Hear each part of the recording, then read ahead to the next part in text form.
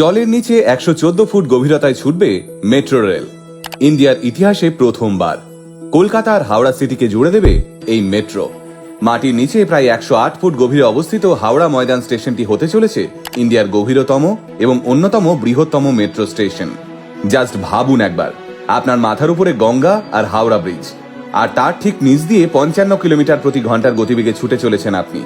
আগে হ্যাঁ, আর মাত্র কয়েকদিনের অপেক্ষা, তারপরেই হাওড়া থেকে ধর্মতলা আপনি পৌঁছে যাবেন মাত্র 8 মিনিটে।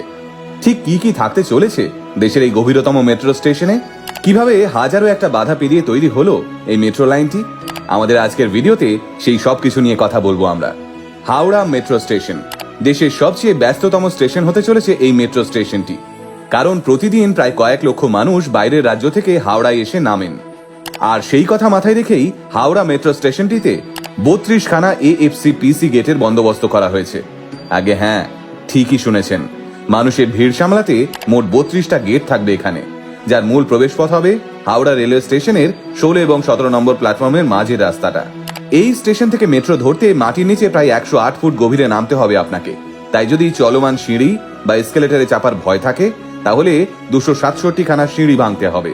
যদি কোনো রকম দুর্ঘটনা ঘটে, তাহলে যাত্রীদের সুস্থ শরীরে বেরিয়ে আসারও ব্যবস্থা করা হয়েছে। ব্রেবোন রোড ফ্লাইওভারের কাছে এমন একটা এমার্জেন্সি রুট তৈরি করা হয়েছে, যা মাটির নিচে প্রায় 15 তলা বাড়ির সমান গভীর। হাওড়া থেকে এসপ্ল্যানেড এই রুটের দূরত্ব মাত্র 4.8 কিলোমিটার, কিন্তু জলের তলায় স্টেশন তৈরি করে, লাইন পেতে, টানেল তৈরি করে ট্রেন ছোটাতে রীতিমতো কাল ঘাম ছুটে গেছিল ইঞ্জিনিয়ারদের। আর তাই এই প্রজেক্টটিকে ভারতবর্ষের ইতিহাসে অন্যতম ব্লকবাস্টার হিট প্রজেক্ট বলে গণ্য করা হচ্ছে।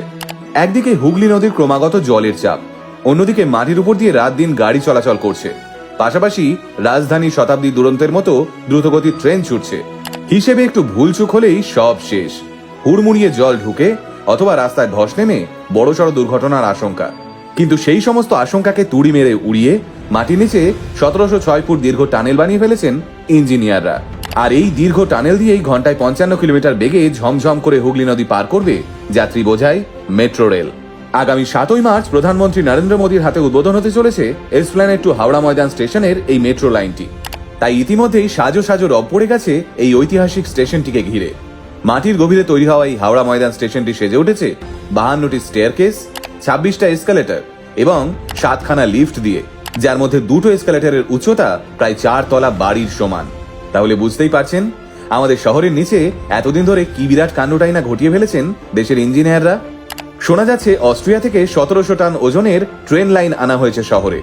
মাটির উপর সারা শহর যখন নিশ্চিন্তে ঘুমোচ্ছিল, তখন মাটির নিচে কিছু মানুষেরা মিলে তৈরি করছিল ইতিহাস। আর আমরা সেই ইতিহাসের সাক্ষী হতে চলেছি আগামী 7ই মার্চ।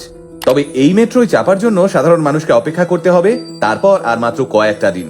কিন্তু যে সমস্ত মানুষেরা মিলে বাংলার মুকুটে এই পালক জুড়ে দিলেন, সেই সমস্ত ইঞ্জিনিয়ার এবং শ্রমিকদের আলটিমেট মোটিভেশন টিমের তরফ থেকে আমরা কুর্নিশ জানাই।